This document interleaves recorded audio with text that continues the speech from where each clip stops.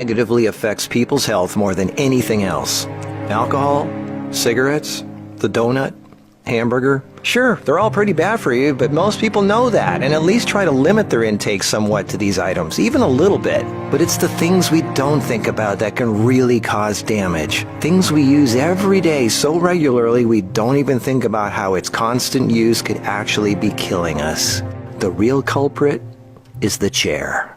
We were given legs for a reason. Most third world cultures don't even have chairs, and they walk an average of 10 miles a day. We in the modern world, on the other hand, spend most of our entire waking days sitting down. People go right from bed to sitting on the toilet, after which they sit at the breakfast table, then they sit in a car as they drive to work and spend the entire day sitting at a desk, only getting up to sit in the toilet and in the cafeteria. Then they sit in the car to drive and sit at the local bar for happy hour. Then when they've had enough of that, they go drive home and spend the rest of the day sitting in a comfortable chair watching TV before they crawl to bed to recover from all the physical exertion that day. And when people go out, they sit at a restaurant or a movie theater. Sitting all day is far worse for you than you might think. A 2010 American Cancer Society study following over 123,000 people from 1993 to 2016 found these alarming results. People who were inactive and sat for over 6 hours a day were 94% more likely to die during the time period studied than those who were physically active and sat less than 3 hours a day.